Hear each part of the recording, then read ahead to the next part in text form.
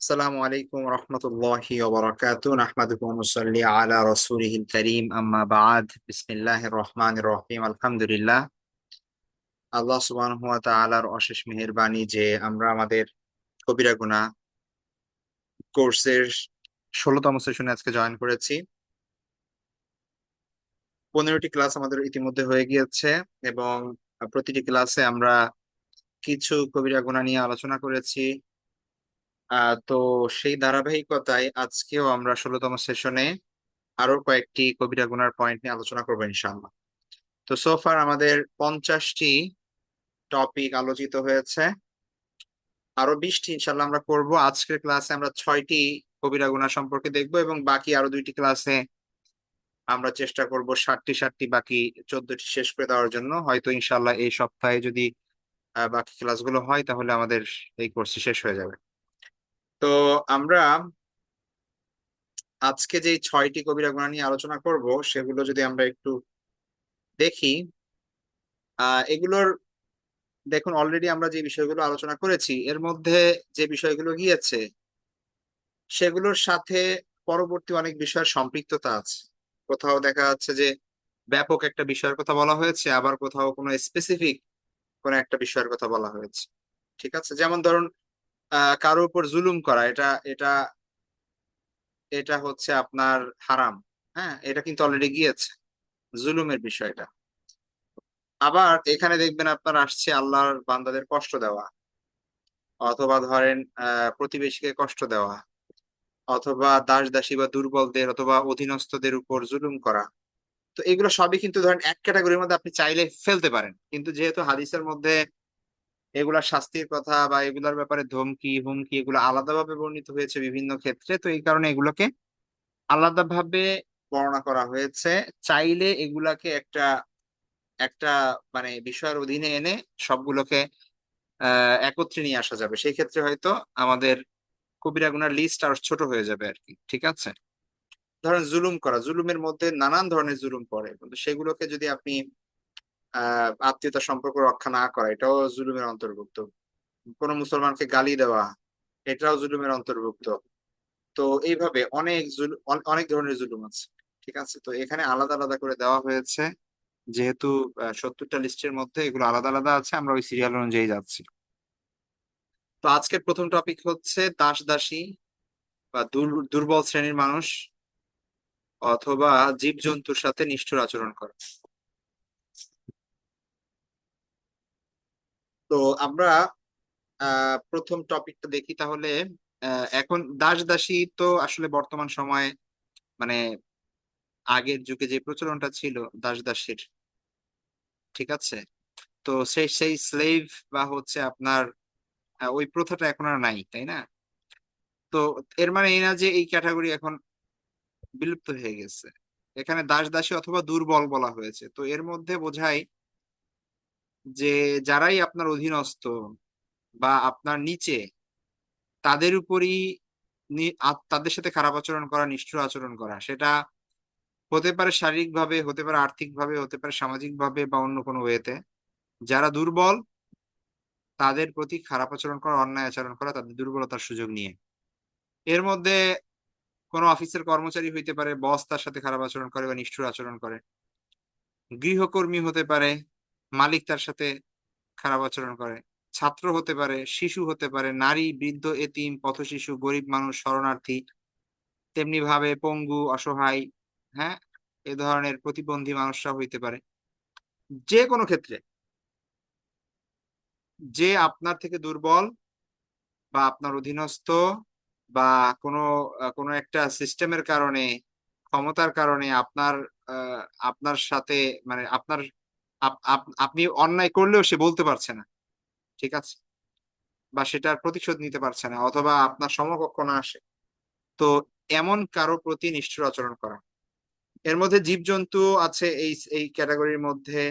পশু পাখি কে বিনা কারণে আপনার হত্যা করা বা হচ্ছে মারা, ঠিক আছে, আঘাত করা, বা আহ কেউ যদি আপনার পশু পাখি এগুলো পালন করে, ঠিক আছে, এবং সেগুলোকে খাবার পানি থেকে বঞ্চিত করে, বা অতিরিক্ত ভার চাপিয়ে দেয়, বা হচ্ছে আপনার নিষ্ঠুর আচরণ করে, কষ্ট দেয়, এগুলো এটার অন্তর্ভুক্ত পড়বে। তো এগুলো সবকিছুই জুলুমের অন্তর্ভুক্ত, এবং এর মানে হচ্ছে কারো হক নষ্ট করা, কষ্ট দেওয়া, নিজের ক্ষমতার অপব্যবহার করা, যেটা আমরা অলরেডি পড়েছি। তো এই সবগুলোই ঘৃণিত কাজ এবং ইসলামের দৃষ্টিতে অনেক বড় কবিরা গুনাহ। আল্লাহ সুবহানাহু ওয়া তাআলা কোরআনের মধ্যে স্পষ্ট বলে দিয়েছেন যে আল্লাহর ইবাদত করো, তার সঙ্গে কাউকে শরীক করো না, এবং ভালো ব্যবহার করতে হবে মানুষের সাথে। এমনকি যারা দাস দাসী কর্মচারী আমাদের অধিকারভুক্ত, তাদেরকেও কি করতে হবে, তাদের সঙ্গেও উত্তম আচরণ করতে হবে, ইনসাফের সাথে ব্যবহার করতে হবে। ঠিক আছে। তো আরেকটা হাদিসের মধ্যে এসেছে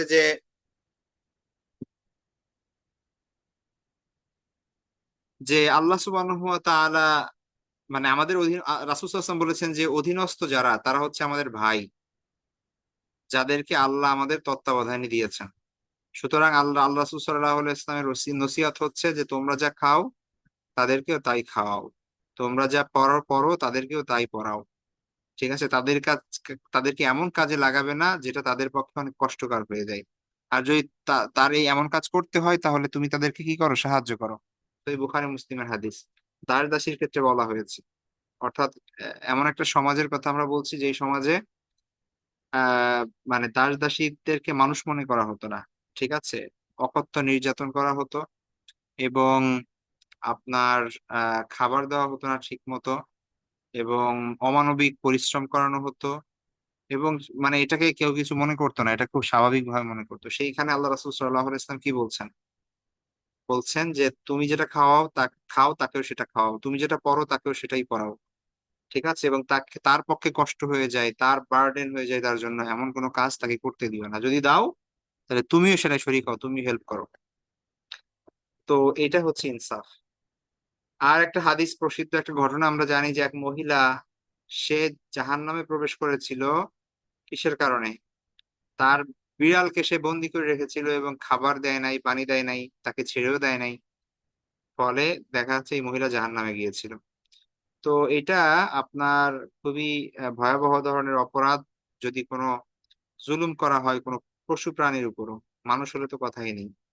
ঠিক আছে। যার যে হক সেটা দিতে হবে। আপনি যদি পশু পাখি পালন করেন, যথাযথ তাদের যত্ন করতে হবে। আপনার অবহেলার কারণে তারা যেন ক্ষতিগ্রস্ত না হয়, কষ্ট না পায়। ঠিক আছে। বা ক্ষুধার্ত হয়ে যেন কষ্ট না পায়। আর যদি আপনি প্রতিপালন না করেন, তাদেরকে ছেড়ে দেন, তাদেরকে আল্লাহর রাস্তায় ছেড়ে দেন, আল্লাহ তাদের খাবারের ব্যবস্থা করবে, রিজিকের ব্যবস্থা করবে। ঠিক আছে। এমন এমন দেখা যায় না যে কোনো একটা পশু পাখি সে স্বাভাবিক অবস্থায় প্রকৃতিতে আছে, কিন্তু সে না খেয়ে মারা গেছে, না খেতে খেতে খেতে মারা গেছে, এটা হয় না। কেউ যদি মারা যায়, সেটা মানুষ কৃত্রিম ভাবে তাকে মারে। ঠিক আছে। তাকে খাঁচায় বন্দি করে না খায় মারে, অথবা হচ্ছে তাকে আঘাত করে মারে। কিন্তু কোন প্রকৃতিতে কোন জন্তু আছে, সে না খেয়ে মরে যাবে, এটা হয় না। ঠিক আছে। এটার নজির দেখা যায় না এমন। তো এই জন্য আমরা হয় এগুলোকে যথাযথভাবে টেক কেয়ার করব, অথবা এটাকে আল্লাহর জন্য ছেড়ে দিব, এটা আর রিজিক আল্লাহই ব্যবস্থা করবে।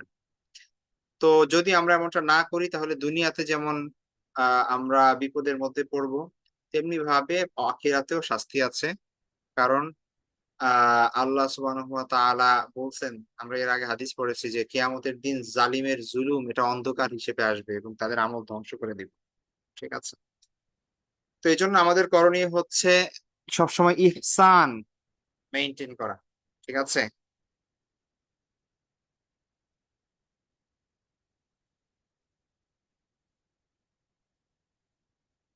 ইহসান এর নীতি মেনে চলা।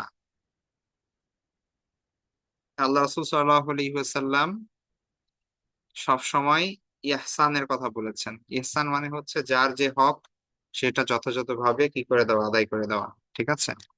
আল্লাহ রাসূল সাল্লাল্লাহু আলাইহি ওয়াসাল্লাম বলছেন, ইন্নাল্লাহা কাতাবাল ইহসানা আলা কুল্লি শাই। আল্লাহ প্রত্যেক বিষয়ে ইহসান মানে সৎকর্ম সেটা কি করেছেন, ফরজ করেছেন, বিধিবদ্ধ করেছেন।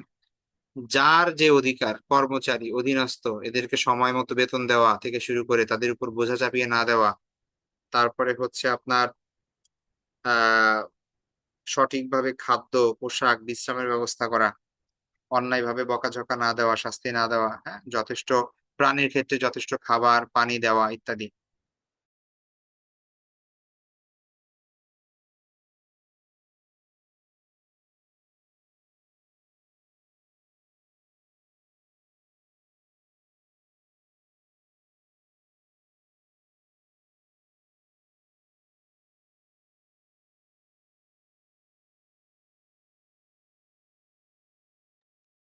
প্রাণীর ক্ষেত্রে তাদেরকে যথাযথভাবে খাবার দেওয়া, পানি দেওয়া, অতিরিক্ত ভার না চাপানো, বিনা কারণে নির্যাতন না করা বা হত্যা না করা, ঠিক আছে? মানে নির্যাতন তো কোনোভাবে করা যাবে না, বাকি বিনা কারণে হত্যা না করা। আর পূর্বের যদি কারো অধিকার নষ্ট হয় তাহলে কি করতে হবে, তাদের যথাযথভাবে তাদের কাছে ক্ষমা চাইতে হবে, হক ফিরিয়ে দিতে হবে এবং আল্লাহর কাছে তওবা করতে হবে। তো আমাদের পরবর্তী টপিক ছিল, আহ টপিক হচ্ছে প্রতিবেশীকে কষ্ট দেওয়া। প্রতিবেশী বলতে আমরা যে সমাজে বাস করি, যে এলাকায় বাস করি, সেই এলাকায় আমার সাথে যারা অন্যান্য বসবাসকারী আছে তাদেরকে প্রতিবেশী বলে, ঠিক আছে? তো প্রতিবেশীর ক্ষতি করা মানে কি? প্রতিবেশীকে কষ্ট দেওয়া মানে হচ্ছে শারীরিকভাবে বা মানসিকভাবে কষ্ট দেওয়া। আপনি এমন কোনো কাজ করা বা এমন কোনো আচরণ করা যাতে তার হক নষ্ট হয়, ঠিক আছে? তার সম্মান নষ্ট হয়, তার সম্পত্তির ক্ষতি হয়, এমন করা। অথবা শব্দ দূষণ বা উচ্চ শব্দ করে বা ময়লা আবর্জনা ফেলে দুর্গন্ধ ছড়িয়ে প্রতিবেশীকে কষ্ট দেওয়া, বা বা অনৈতিক ভাবে বা আপনার আহ নিয়ম না মেনে রাস্তা দখল করা বা গাড়ি পার্কিং অসুবিধা করা, এগুলাও প্রতিবেশীর কষ্ট দেওয়ার অন্তর্ভুক্ত হবে। অথবা গোপন আহ নজরদারি করা, ঠিক আছে? গোয়েন্দাগিরি করা বা হচ্ছে গোপনে গোপনে তার আহ মানে সিক্রেট কোনো বিষয়ের খোঁজ নেওয়া, এগুলো প্রতিবেশীর অধিকারের ক্ষুণ্ণ হবে, ঠিক আছে? এবং কোন ক্ষেত্রে তাকে অপমান করা বা কথায় কষ্ট দেওয়া, এগুলো হারাম এবং কবিরা গুনাহ। আল্লাহ সুবহানাহু ওয়া তাআলা ওই আয়াতটাই আবার এখানে প্রযোজ্য, যেখানে আল্লাহ সুবহানাহু ওয়া তাআলা বলছেন যে আল্লাহর ইবাদত করো, তার সঙ্গে কাউকে শরীক করো না। এবং তারপরে আল্লাহ সুবহানাহু ওয়া তাআলা বলছেন যে সৎ আচরণ করতে হবে, ইহসান করতে হবে, ভালো ব্যবহার করতে হবে পিতামাতার সাথে, তারপরে আত্মীয় স্বজনের সাথে, এতিম মিসকিন অসহায়, ঠিক আছে, প্রতিবেশী যারা, এদের সাথে ভালো ব্যবহার করতে হবে, সেগুলো আল্লাহ আল্লাহ বলছেন। একটা হাদিস আছে যেখানে আল্লাহ রাসূল সাল্লাল্লাহু আলাইহি ওয়াসাল্লাম বলছেন যে সাহাবীদেরকে উদ্দেশ্য করে যে আল্লাহর কসম, আল্লাহি লা ইউমিনু ওয়াল্লাহি লা ইউমিনু ওয়াল্লাহি লা ইউমিনু, আল্লাহর কসম, সেই ব্যক্তি মুমিন না, সেই ব্যক্তি মুমিন না, সেই ব্যক্তি মুমিন না। জিজ্ঞাসা করা হয়েছে ওয়ামান ইয়া রাসূলুল্লাহ, আল্লাহ রাসূল, কে মুমিন না? তিনি তখন বলেছেন আল্লাযী লা ইয়ামানু জারুহু বাওয়াইকাহু, যে যে ব্যক্তি, যার প্রতিবেশী তার অনিষ্ট থেকে নিরাপদ নয়, ঠিক আছে? যার প্রতিবেশী তার অনিষ্ট থেকে নিরাপদ নয়, সেই হচ্ছে আপনার আহ সেই হচ্ছে মুমিন না, ঠিক আছে? অর্থাৎ সে প্রকৃত মুমিন না, সে প্রকৃত ঈমান তার মধ্যে আসে নাই। একটা হাদিস আছে যে মান কানা ইউমিনু বিল্লাহি ওয়াল ইয়াউমিল আখিরি ফালা ইউযি জারাহু, যে কেউ যদি আল্লাহ এবং পরকালে বিশ্বাস করে সে যেন তার প্রতিবেশীকে কষ্ট না দেয়। সহিহ বুখারী মুসলিমের হাদিস। এই জন্য প্রতিবেশীকে কষ্ট দেওয়া এটা খুবই গর্হিত একটি কাজ, কবিরা গুনাহ। এটা তো দুনিয়াতে প্রতিবেশীর হক নষ্ট হয়, সামাজিক আহ বন্ধন দুর্বল হয়ে পড়ে, হ্যাঁ, সমাজ বিনষ্ট হয় আসলে। পারস্পরিক শত্রুতা বিদ্বেষ এগুলো বাড়তে থাকে, ঝগড়া বিবাদ হয়, প্রতিবেশীর বদদোয়া আমাদের জীবনের জন্য কি হয়ে যায়, অশান্তি ডেকে আনে জীবনে। আর পরকালে তো এটা ক্ষতি আছেই। হাদিসের মধ্যে এসেছে যে আল্লাহ রাসূল সাল্লাল্লাহু আলাইহি ওয়াসাল্লাম বলেন যে সে জান্নাতে প্রবেশ করতে পারবে না, ঠিক আছে? এবং মাজলুম কিয়ামতের দিন এর বদলা নিবে, এর প্রতিফল নিবে। তো এই জন্য সাবধান, এই ব্যাপারগুলোতে সচেতন হওয়া উচিত আমাদের। এই জন্য আমাদের করণীয় হচ্ছে প্রতিবেশীকে কষ্ট না দেওয়া, সহযোগিতা সহানুভূতি করা, বিপদ আপদে সাহায্য করা, তার হক আদায় করা এবং কোনো হক নষ্ট না করা। কারো যদি কোনো ক্ষতি করা হয়ে থাকে তাহলে সেটার জন্য ক্ষমা চাওয়া, ক্ষতিপূরণ দেওয়া এবং আল্লাহর কাছে ক্ষমা প্রার্থনা করা। আচ্ছা, আমাদের পরের টপিক হচ্ছে 53 নম্বর টপিক হচ্ছে মুসলমানদের কষ্ট দেওয়া ও গালি দেওয়া। আমাদের অলরেডি গিয়েছে যে মুসলিমকে গালি দেওয়া এবং হচ্ছে আপনার অভিশাপ দেওয়া, আর এটা হচ্ছে কষ্ট দেওয়া কোনো আল্লাহর বান্দাকে, ঠিক আছে? তো এইটা গালি বা অপবাদ, লানত, গীবত, নামিমা বা যে কোনো ওয়েতে অর্থাৎ চগলখড়ি করে, গীবত করে, লানত দিয়ে, অভিসম্পাত করে, অপবাদ দিয়ে, মিথ্যা কথা বলে, গালি দিয়ে, কোনো একভাবে ইচ্ছাকৃতভাবে কোনো অন্য কাউকে কষ্ট দেওয়া। ঠিক আছে? এটা তো হইতে পারে কথার মাধ্যমে, এগুলোর মাধ্যমে, অথবা কাজের মাধ্যমে, অর্থাৎ তাকে মারধরের মাধ্যমে, হুমকির মাধ্যমে, হয়রানির মাধ্যমে, যে কোনো উপায়ে এগুলো কষ্ট দেওয়া, এটা হচ্ছে গুরুতর গুনাহ। রাসূল সাল্লাল্লাহু আলাইহি ওয়াসাল্লাম স্পষ্টভাবে বলেছেন যে আল মুসলিমু মান সালিম আল মুসলিমুনা মিন লিসানিহি ওয়া ইয়াদিহি। মুসলিম হচ্ছে, প্রকৃত মুসলিম হচ্ছে সেই ব্যক্তি যে, যার জিহ্বা এবং হাত থেকে অপর মুসলিম নিরাপদ থাকে। সুতরাং আপনি ততক্ষণ পর্যন্ত প্রকৃত মুসলিম হতে পারবেন না যদি, আপনি প্রকৃত মুসলিম হতে পারবেন না যদি আপনার দ্বারা কেউ কষ্ট পেয়ে থাকে অন্যায়ভাবে, আপনার আপনার হাত দ্বারা অথবা আপনার জিহ্বা দ্বারা। অর্থাৎ আপনি অন্যভাবে কাউকে আঘাতও করবেন না, আর কাউকে কাউকে কটু কথাও বলবেন না। এখন এমন অনেক হইতে পারে যে আপনি ভালো কথা বলেছেন, তারপরে মানুষ কষ্ট পাচ্ছে, সেটা তো আর আসলে আপনার কিছু করার নাই। ঠিক আছে? অনেক মানুষ আছে যে ভালো অ্যাডভাইস দিলে, ভালো কথা বললে বা উচিত কথা বললে কি হয়ে যায়, তারা রাগান্বিত হয়ে যায়, কষ্ট পায়। তো এটা চেষ্টা করা যে তাকে বুঝিয়ে বলা, সুন্দরভাবে বলার চেষ্টা করা। তারপরেও যদি কেউ কষ্ট পায়, অফেন্ডেড ফিল করে, তাহলে সেই ক্ষেত্রে তো আর আপনার দায়ভার না। ঠিক আছে? কোরআন ও হাদিসের ভাষায় আল্লাহ সুবহানাহু ওয়া তাআলা বলছেন যে ওয়াল্লাযীনা ইউযুনাল মুমিনিনা ওয়াল মুমিনাত বিগাইরি মাকতাসাবু ফাকাদ ইহতামালু বুহতানা ওয়া ইসমান মুবিনা। যারা বিশ্বাসী পুরুষ, মুমিন এবং বিশ্বাসী নারী যারা মুমিনাত, তাদেরকে অন্যায়ভাবে কষ্ট দেয়, তারা নিশ্চয়ই নিজেরা এমন একটি কাজ করে, এমন একটি অপবাদ এবং স্পষ্ট গুনার বোঝা বহন করছে।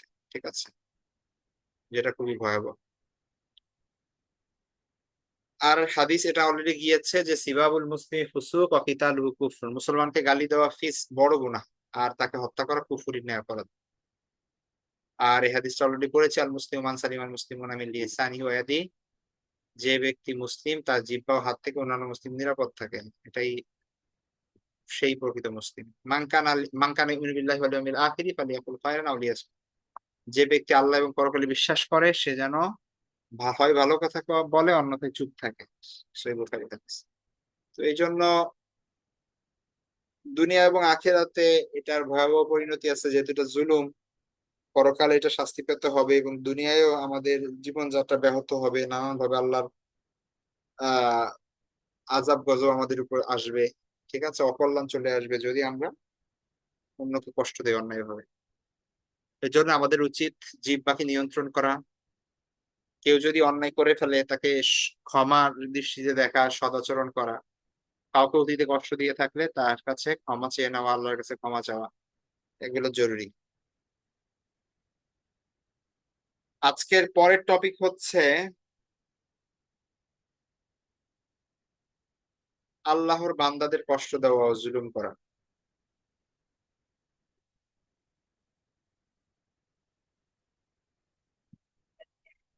অর্থাৎ যেটা এইগুলোই যাচ্ছে। এর আগে গেছে মুসলিম, প্রতিবেশী কষ্ট দেওয়া, অন্য কোনো মুসলিমকে কষ্ট দেওয়া বা গালি দেওয়া, আর এখন আসছে আল্লাহর বান্দাকে কষ্ট দেওয়া। যে কোনো, এটা শুধু মুসলিমের সাথে সম্পৃক্ত না, যে কোনো মানুষকে কি করা, কষ্ট দেওয়া। ঠিক আছে? অর্থাৎ জুলুম করা, মৌখিক ভাবে, শারীরিক ভাবে, আর্থিক ভাবে, যে কোনো ভাবে। তো কোরআনের মধ্যে এটা তো স্পষ্ট ভাবে আল্লাহ সুবহানাহু ওয়া তাআলা বলেছেন, ইয়া ইবাদি ইন্নী সরি, এটা সহিহ হাদিস, সহিহ মুসলিমের হাদিস, হাদিসে কুদসি। হাদিসে কুদসি বলা হয় যেটা আল্লাহ সুবহানাহু ওয়া তাআলা বলেছেন, সেটা আল্লাহ রাসূল সাল্লাল্লাহু আলাইহি ওয়াসাল্লাম তার হাদিসে বলেছেন। তো আল্লাহ বলেন যে ইয়া ইবাদি ইন্নী হাররামতু যুলমা আলা নাফসি। হে আমার বান্দারা, নিশ্চয়ই আমি কি করেছি, জুলুমকে হারাম করেছি আমার নিজের উপর। ওয়া জাআলতুহু বাইনাকুম মুহাররামান, আর তোমাদের মাঝেও এটা কি করেছি, হারাম করেছি। ফালা তাযালামু, সুতরাং তোমরা পরস্পর জুলুম করো না। আর একটা হাদিস আছে, ওয়ালা তাবখাসুন নাস আশিয়াআহুম, মানুষের হকে ঘাটতি করো না। অর্থাৎ যার যে প্রাপ্য, যার যে হক, সেটা যথাযথভাবে দিতে হবে। আল্লাহ এক আয়াতের মধ্যে বলছেন, ইন্নাল্লাহা লা ইউহিব্বুয যালিমিন, নিশ্চয়ই আল্লাহ জালিমদের ভালোবাসেন না। ঠিক আছে। তারপরে হচ্ছে মাজলুমের দোয়া থেকে বেঁচে থাকো, হাদিসের মধ্যে এসেছে ইত্তাকি দাওয়াতাল মাজলুম ফাইন্নাহু লাইসা বাইনাহা ওয়া বাইনাল্লাহি হিজাব। মাজলুম অত্যাচারিত ব্যক্তি যে, জুলুমের শিকার যে ব্যক্তি, তার মাঝে এবং তার দুয়ার মাঝে এবং আল্লাহর মাঝে কোনো পার্থক্য থাকে না, কোনো হিজাব থাকে না, কোনো পর্দা থাকে না, সরাসরি সেটা অ্যাকসেপ্টেড হয়ে যায়।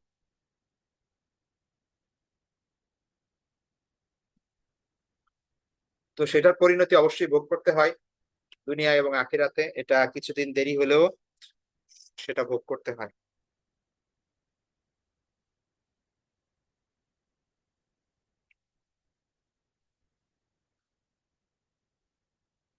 সুতরাং আমাদের করণীয় হচ্ছে অন্যের হকের ব্যাপারে সচেতন হওয়া,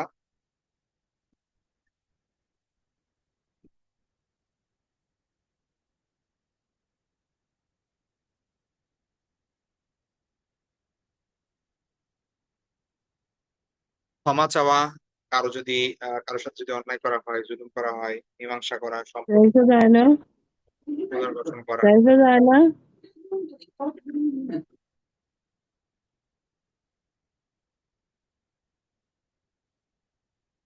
এবং আল্লাহর কাছে ক্ষমা প্রার্থনা করা।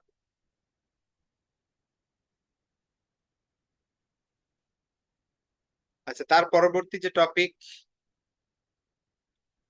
55 নাম্বার টপিক আজকে, সেটা হচ্ছে অহংকার ও গৌরব প্রকাশে টাকুর নিচে পোশাক ঝুলানো। এটা পুরুষদের জন্য সম্পৃক্ত, পুরুষদের সাথে সম্পৃক্ত যে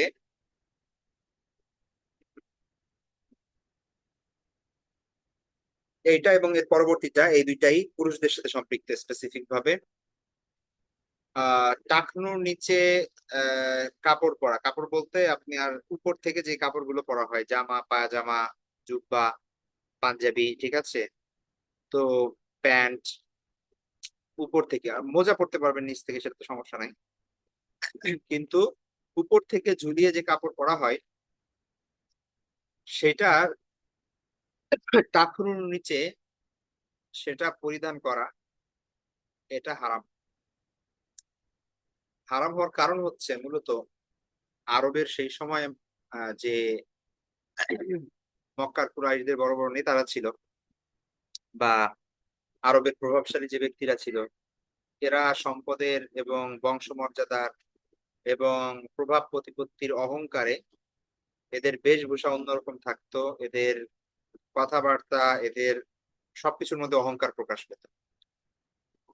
তো এদের অহংকারের একটা পদ্ধতি ছিল যে গর্ব করে চলতো এরা এমন ভাবে যে কাপড় পরতো, সে কাপড় মাটিতে ঘষে ঘষে ঘষে ঘষে হাঁটতো। এটা ওই সময়ের একটা কালচার ছিল।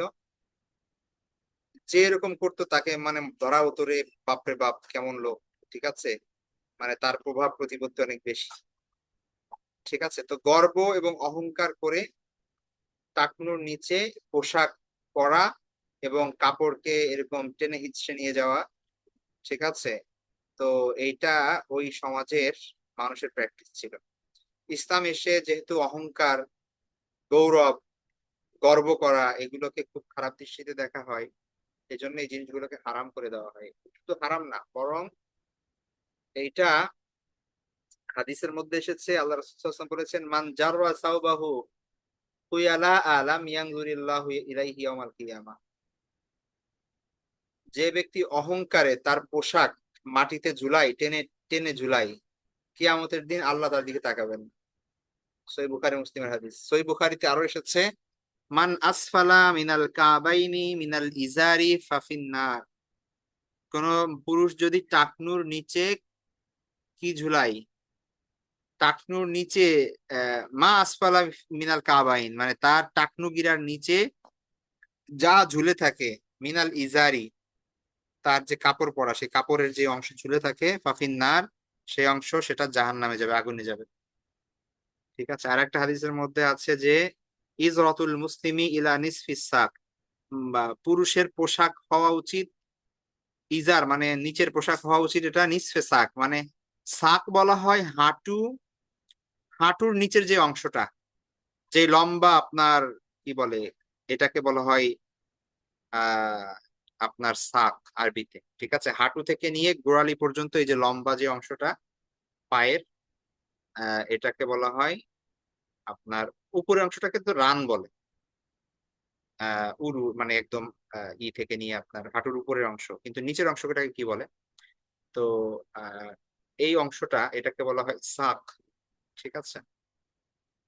তো এই আল্লাহ রাসূল সাল্লাল্লাহু আলাইহি ওয়াসাল্লাম বলছেন নিসফে সাক, মানে এটার মাঝামাঝি বরাবর থাকবে। ঠিক আছে, অর্থাৎ উচিত হচ্ছে এটা মাঝামাঝি বরাবর পরা পোশাক। অ্যালাউড আছে, পারমিশন আছে এটা টাকনুর পর্যন্ত বা টাকনুর উপর পর্যন্ত। ঠিক আছে, টাকনু নিচে যেন না নামে। ঠিক আছে, গোড়ালি পর্যন্ত হইলে কোনো সমস্যা নাই, ওটা জায়েজ আছে। তো আল্লাহ রাসূল ইসলাম পড়তেন হচ্ছে নিসফে সাক পর্যন্ত, অর্থাৎ মাঝামাঝি পর্যন্ত। টাকনু পর্যন্ত পড়তে পারেন, গোড়ালি পর্যন্ত হলে সমস্যা নাই, কিন্তু টাকনুর নিচে বা গোড়ালির নিচে চলে গেলে সেটা নাজায়েজ হয়ে যাবে। ঠিক আছে, এখন এখন কথা হচ্ছে এখানে তো আছে যে আপনার অহংকারের ফলে যদি করা হয় তাহলে এটা নাজায়েজ বা হুমকি আছে, কিন্তু এখন তো আসলে ওই প্র্যাকটিস নাই। মানে প্র্যাকটিস নাই বলতে আমাদের সমাজে তো আসলে এরকম সিস্টেম না যে যার অহংকার বেশি সে এরকম করে। মানে ওই ওই ওই কালচারটা তো এই সমাজে নাই, তাহলে এখন ব্যাপারটা কেমন হবে তাইলে? তো এটা ইখতিলাফ আছে। কেউ কেউ বলেন যে যদি অহংকার সহ পড়া হয় তাহলে এটা তো গুনাহ, কিয়ামতের দিন শাস্তি আছে, এ ব্যাপারে কোনো সন্দেহ নাই। আর অহংকার ছাড়া যদি হয় তাহলে কিছু আলেম বলছেন যে এটা জায়েজ আছে, যদি অহংকার যদি না থাকে। আর কেউ কেউ তো অধিকাংশ স্কলারের মতে যেহেতু এত বড় শাস্তির কথা বলা হয়েছে ওইখানে, মানে আমার যাওয়ারই কি দরকার, ওই পর্যন্ত আমার পোশাক পরারই কি দরকার, আমি টাকনু পর্যন্ত করলেই তো শেষ, তাই না? তো আমি ওই রিস্ক কেন নিব? এটা এড়িয়ে চলাই সর্বোত্তম। এই হচ্ছে বিষয়।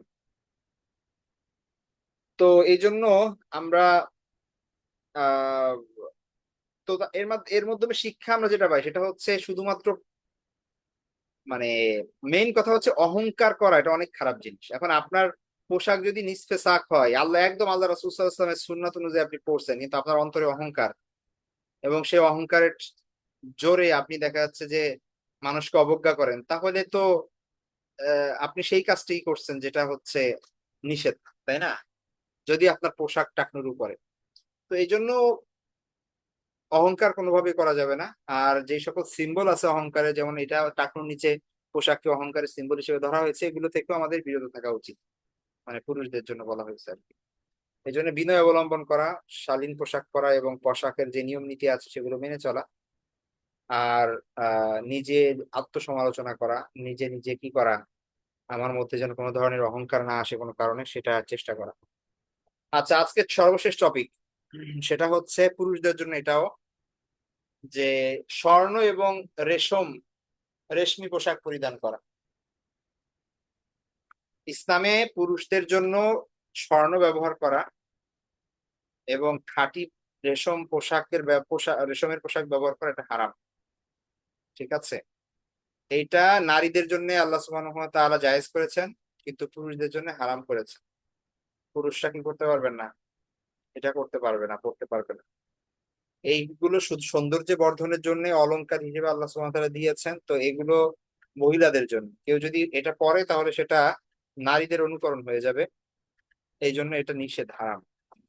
ঠিক আছে, তো পুরুষের জন্য যে কোনো ধরনের যে কোনো রূপে স্বর্ণ পরিধান করা এটা হারাম।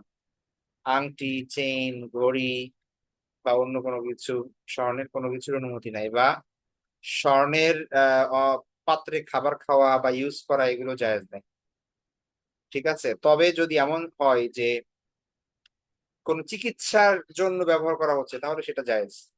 ওসমান রাদিয়াল্লাহু আনহুর ব্যাপারে বলা হয়েছে যে, যারা বর্ণিত আছে, তিনি তার দাঁত স্বর্ণ দিয়ে বাঁধিয়েছিলেন, এবং ওটা ছিল চিকিৎসার পারপাসে, এবং অন্য কোনো ধাতু যদি থাকে অবশিষ্ট তাহলে এটা ব্যবহার করা উচিত না। যদি না থাকে তাহলে সেই ক্ষেত্রে স্বর্ণ দিয়ে মেডিকেল পারপাস সার্ভ করা যাবে। ঠিক আছে, কিন্তু সৌন্দর্য বর্ধনের জন্য বা ব্যবহারিক কোনো কাজে অথবা হ্যাবিচুয়াল কোনো বিষয়ের ক্ষেত্রে এটা ইউজ করা যাবে না। এখন ধরেন অনেক পুরুষ আছে যাদেরকে কেউ যদি ধরেন স্বর্ণের একটা আংটি দিয়েছে, গিফট দিয়েছে, শ্বশুর বাড়ি থেকে দিয়েছে অথবা অন্য কেউ দিয়েছে, তো সেক্ষেত্রে কি করবেন? কথা হচ্ছে আপনার তো পড়তে হবে না, আপনার মালিকানায় থাকলে তো সমস্যা নেই। ঠিক আছে, আপনি এই স্বর্ণের মালিক হইলেন, তো আপনার একটা অ্যাসেট হিসেবে থাকলো আপনার কাছে, আপনি আপনার ঘরে রেখে দিলেন বা মানে আপনার ইসের থাকলো এটা, এটা তাহলে সমস্যা নাই, কিন্তু এটা পড়লে পরিধান করলে এটা সমস্যা। ঠিক আছে, আপনার মালিকানায় স্বর্ণালংকার থাকতে পারে, কোনো সমস্যা নাই, অ্যাসেট হিসেবে সম্পদ হিসেবে, কিন্তু ব্যবহার করতে পারবেন না। তেমনি ভাবে রেশমি কাপড়, সিল্ক, একদম খাঁটি সিল্ক যেটা, এটা পুরুষের জন্য হারাম। আবারও চিকিৎসার জন্য হলে জায়েজ আছে। ঠিক আছে, কোনো কেউ যদি এমন সিচুয়েশনে পড়ে যে তার চিকিৎসা, ত্বকের সমস্যা হয়েছে, তার চিকিৎসায় দিছে হচ্ছে সিল্কের পোশাক, বা ওইটার দ্বারা কোনো কোনো কোনো ভাবে ওইটা হচ্ছে মেডিসিনের কাজ করে, তাইলে সেটা আলাদা ব্যাপার, ডাক্তারের প্রেসক্রিপশন যদি থাকে। আদারওয়াইজ আপনার সিল্ক ব্যবহার করা জায়েজ নাই। তবে এখন এমন অনেক পোশাক আছে যেগুলো হচ্ছে ফুললি সিল্ক না, কিন্তু সিল্কের মিক্সড, সেগুলো কি পড়তে পারবে কিনা এটার ব্যাপারে ইখতিলাফ আছে। অধিকাংশ স্কলারের মতে যদি 50%-এর নিচে থাকে, সিল্ক যদি 50%-এর নিচে থাকে, এমন কোন পোশাক, রেশম মিশ্রিত কাপড়, অন্যান্য উপাদান সেখানে আছে, তাহলে সেটা পরা যাবে, কিন্তু 50% বা এর বেশি যদি থাকে তাহলে সেটা পরা যাবে না। ঠিক আছে, হাদিসের মধ্যে এসেছে হুররিমা লুবসুল হারিরি ওয়াদ যাহাবি আলা যুকুরি উম্মতি ওয়া উহিল্লা লিইনাসিহিম, আমার উম্মতের পুরুষদের উপর রেশম ও সোনা হারাম করা হয়েছে, আর নারীদের জন্য হালাল করা হয়েছে। ঠিক আছে, আর এই যে রেশমের কথা যেটা বললাম, যে আল্লাহ রাসূল সাল্লাল্লাহু আলাইহি ওয়াসাল্লাম থেকে প্রমাণিত আছে যে তিনি আব্দুর রহমান ইবনে আউফ এবং জুবাইর রাদিয়াল্লাহু তাআলা আনহুকে রেশম পরার অনুমতি দিয়েছিলেন চুলকানি আক্রান্ত হওয়ার কারণে। তখন ডাক্তার মানে সিস্টেম ছিল এমন যে তিনি যদি অন্য পোশাক পরেন তাহলে সেই সেই কারণে কি হবে, আরো বেশি আক্রান্ত হবে, এমন একটা মানে মহামারীর মতো, ওই যে মানে কি বলে সেটাকে, আরো আরো মারাত্মক আকার ধারণ করবে। ঠিক আছে, তো সেই জন্য আল্লাহ রাসূল সাল্লাল্লাহু আলাইহি ওয়াসাল্লাম নরম পাতলা রেশম কাপড় পরার অনুমতি দিয়েছিলেন, যাতে তাদের মানে সমস্যা না হয়, এবং এটা একটা মেডিকেল রিজন ছিল। তো এই হচ্ছে বিষয়। তো এই জন্য স্বর্ণ রেশম পরা এটা বর্জন করতে হবে। আর রূপা ব্যবহার করা যেতে পারে, পুরুষদের জন্য রূপা ব্যবহার করা জায়েজ, টাইটানিয়াম ব্যবহার জায়েজ, অন্যান্য ধাতু ব্যবহার জায়েজ, কিন্তু স্বর্ণ নিষেধ। ঠিক আছে, আর যদি কেউ এরকম অন্যায় কাজের মধ্যে সম্পৃক্ত থাকেন তাহলে সেটার জন্য তওবা করতে হবে, আল্লাহর কাছে ক্ষমা প্রার্থনা করতে হবে, কারণ এটা কবিরা গুনার অন্তর্ভুক্ত। ঠিক আছে, তো আজকে আমাদের এই পর্যন্ত থাকবে। আমরা আজকে তাহলে দেখলাম ছয়টা ছয়টা টপিক। ইনশাল্লাহ আগামী দুইটা সেশনে 7টা 7টা করে যদি আমরা দেখি তাহলে আমাদের 70টা কমপ্লিট হয়ে যাবে আশা করি। তো আবার নেক্সট ক্লাসে দেখা হবে ইনশাল্লাহ। সে পর্যন্ত সবাই ভালো থাকবেন, দোয়া করবেন। আল্লাহ হাফেজ, আসসালামু আলাইকুম ওয়া রাহমাতুল্লাহি ওয়া বারাকাতুহু।